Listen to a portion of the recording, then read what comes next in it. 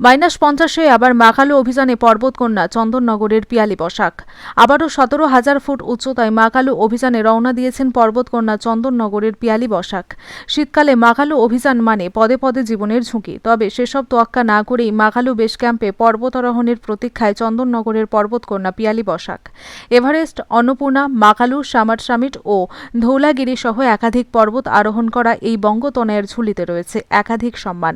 তবে এবার বেশি চর্চার কারণ প্রবল শীতের মধ্যে গত 15ই ডিসেম্বর মাকালু অভিযানে গিয়েছেন চন্দননগরের বছর 36-এর এই বিদ্যালয় শিক্ষিকা।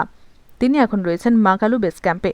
সেখানকার পরিস্থিতি সম্পর্কে পিয়ালি জানিয়েছেন, পৃথিবীর 5ম উচ্চতম শৃঙ্গ মাকালু, উচ্চতা 8,863 মিটার।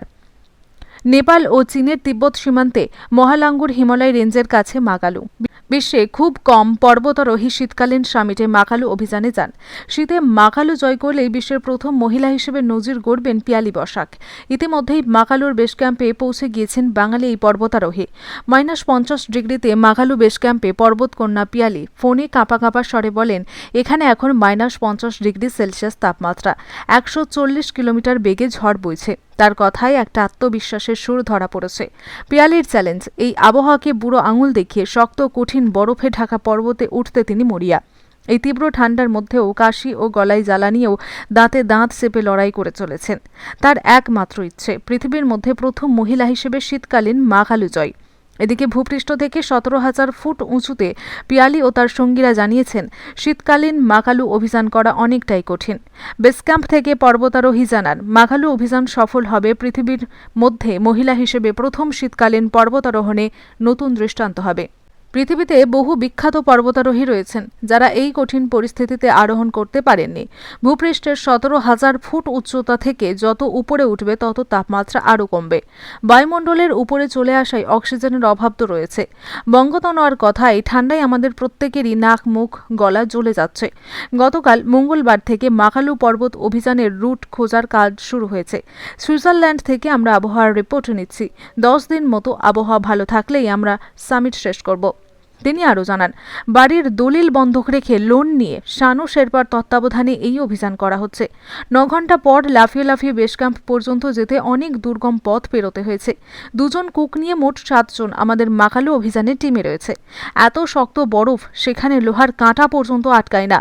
একটু অসাবধানতা হলেই বরফের স্লিপ কেটে খাদে পড়ে যাওয়ার সম্ভাবনা।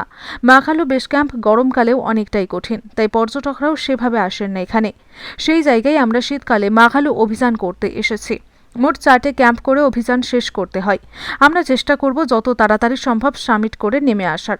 বেস ক্যাম্পে 1 মাস থাকা খাওয়ার প্রস্তুতি আমরা নিয়ে এসেছি। প্রকৃতির সঙ্গে লড়াইয়ের পাশাপাশি অর্থনৈতিক লড়াইও করতে হচ্ছে আমাকে। এই সামিটে 25 লক্ষ টাকা খরচ রয়েছে। এজেন্সিকে মাকালু অভিযানের দরুন 9 লক্ষ টাকা দিয়েছি। উল্লেখ্য, ঋণের ভারে জর্জরিত পিয়ালি এর আগে 6টি অভিযানের খরচ তিনি ব্যাংক থেকে ঋণ নিয়ে করেছিলেন। সেই ঋণের ভারে তিনি জর্জরিত। বছর কয়েক আগে মা বাবাকে হারিয়েছেন। একমাত্র বোন রয়েছেন তমালি বসাক। কর্মসূত্রে থাকেন হায়দ্রাবাদে। আপাতত বিদ্যালয় আর পরবর্তী অভিযানের প্রস্তুতিতেই দিন কাটে তার। পাখি দেখতে এসছেন? হ্যাঁ, পাখি দেখতে এসেছি। এই শীতকালে এই পাখি আসে?